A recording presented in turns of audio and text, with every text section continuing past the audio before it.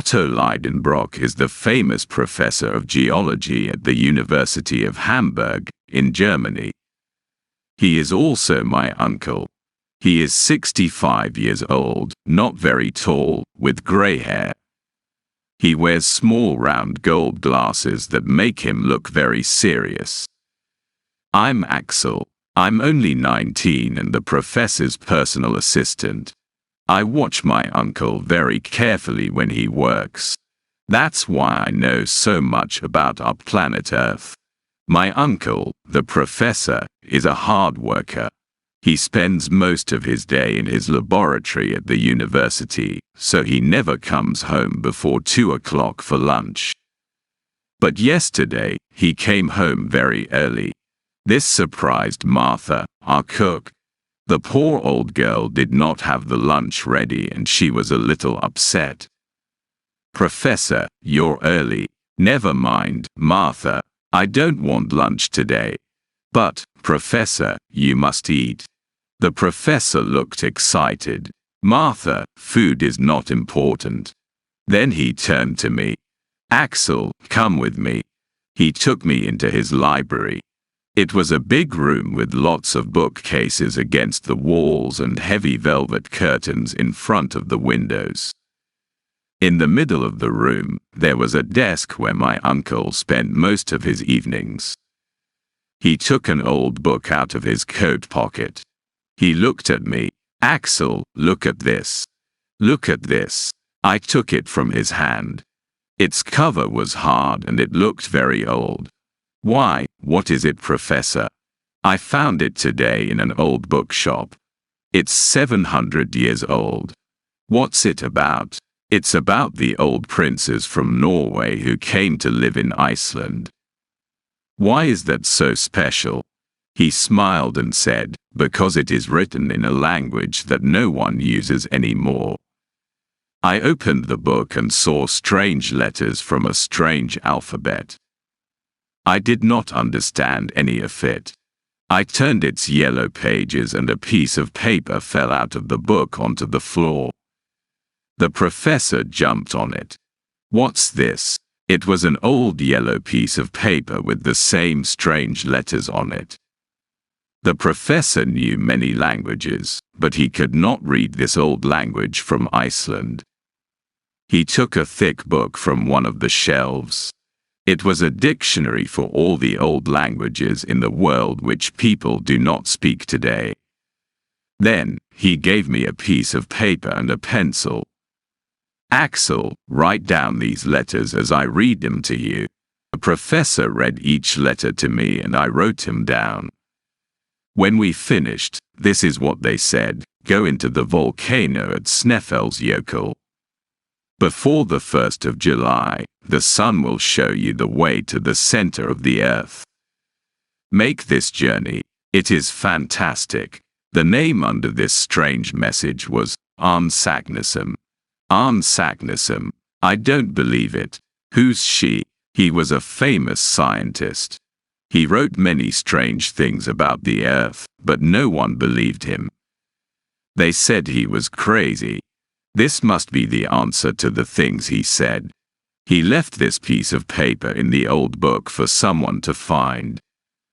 Do you understand, Axel, how lucky we are? Then, he turned to the library door. "Martha, I couldn't understand any of the things my uncle said." "What do you mean, we?" Martha opened the door to the library. "Did you want me, sir?" "Yes, Martha. I want you to buy us 2 train tickets to Denmark. Master Axel and I are going to Iceland." This was the biggest surprise of my life. "What? Uncle, I can't go." The professor looked at me calmly. "You can and you will. There is a 17-year-old girl living in our town. I think she is the most beautiful girl in Germany. She's got long blonde hair and bright blue eyes. Her name is Grauben, and we are in love. We want to get married. That's why I didn't want to go with my uncle on his mysterious trip." But he couldn't understand that. "Are you in love with Grauben?" "Yes. And you want to marry her? Yes. The professor was silent. He was a good man, but he could not understand love because his only interest was science. He forgot what I said and began to talk about our journey. Today is the 26th of May. We have 1 month to get to Sneffels. We're going to take the train to Denmark, and then we'll take a boat to Iceland. The whole trip is going to take 12 days, then we have to walk to the volcano. I could not listen to him anymore. My heart felt heavy. The professor needed an assistant and he did not want anyone else to know about this secret. But how could I leave my Graben? I went for a walk through the beautiful city of Hamburg. I walked along the Elbe River thinking of Graben. I stopped for a moment to look at a fishing boat sailing on the calm water. Then I turned and, like magic, she was there. Graben, my Graben, stood 20 feet away, looking at the river. Graben, she looked like an angel. We ran into each other's arms and kissed. Oh, Axel, I'm so excited. She sounded very happy, but I couldn't understand why. Excited? Why are you excited, my love? I was at your house. I heard about our journey. Isn't it wonderful? For a moment, I felt sad. So, Graben wanted me to go away from her. But, Graben, we want to get married. I don't know when I'm coming back. She looked at me lovingly and held my hand. It doesn't matter. I'll still wait for you. Don't you understand? This is the kind of journey all great men must make. When you come back, you're going to be famous like your uncle. Then, our life will be perfect together. Do you really mean that? She touched my face and smiled. Of course I do. Oh, Graben, you are the most wonderful girl in the world. Back at my uncle's house, I felt excited. Then, I thought of something. Maybe this adventure was too dangerous. Maybe we wouldn't come back. I ran into the library where my uncle was. Uncle, is it possible that we won't come back from this journey? His answer didn't make me feel any better. There's only one way to find out, Axel. It was very early in the morning when the boat got to Iceland. We could see the round body of the Sneffels Jökull volcano going up into the sky through the clouds. It had snow near the top, and it looked like an angry monster waiting for someone to try and climb it. The boat stopped at Reykjavik. It was a small town with small brick houses. Mr. Fredriksson, a professor from the university there, met us at the boat. He looked very friendly and smiled when he saw us. You must be Professor Leidenbrock. And you must be Professor Fredriksson. This is my assistant, Axel. We shook hands. You got my letter, then?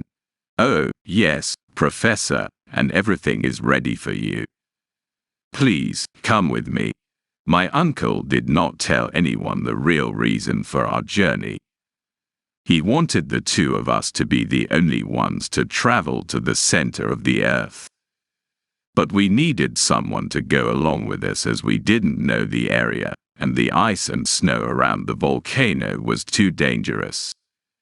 So, Mr. Fredriksson found us a guide. His name was Hans and he looked perfect for the job. He was tall and very strong. He had small blue eyes and long red hair. He almost never smiled or spoke. Mr. Fredriksson introduced us. Professor Leidenbrock, this is Hans. Hans, Professor Leidenbrock and his assistant, Axel. Hans moved his head just a little to say hello. Hans is a very quiet man, like most Icelanders, but he is the strongest and best climber in Reykjavik. My uncle smiled at Mr. Fredriksson's words. He's just perfect, Mr. Fredriksson. Mr. Fredriksson let us stay at his house until we were ready to leave. We needed many things for our adventure. We took 4 horses to travel to the mountain. The professor and I each rode one, but Hans walked. The other 2 horses carried our bags. We took a lot of things with us: rope for climbing, tools, lights, guns, medicine, and enough food for 6 months. The only problem was we could only carry enough water for 1 week. The professor believed there was water under the volcano, but what if there wasn't? We left Reykjavik on the 15th of June, early in the morning. We traveled along the sea and it was a wonderful journey. The land had a dark color from the explosions of the volcano, and the beautiful blue sea next to it made it look fantastic. The journey to Sneffels took us 6 days, and each day we stopped in a different village for the night. The villages were small and very pretty, built at the foot of the volcano, next to the sea. The villages were very nice, but, like Hans, they did not talk much. When we got closer to the top of Sneffels, I thought of something. "Uncle, what happens if the volcano explodes again?" "No, that's impossible. This volcano had its last explosion in 1229. I checked the ground. It's impossible." "But, Axel, I am a scientist. This is a fact. There is nothing more to say." It was now 11 o'clock at night and we were at the top. We stopped and found a small place inside the opening of the volcano where we could sleep. That night, I had a dream. I saw that I was alone inside the volcano. I was lost and very scared. Suddenly, the volcano exploded and I was shot out of its top like a rock.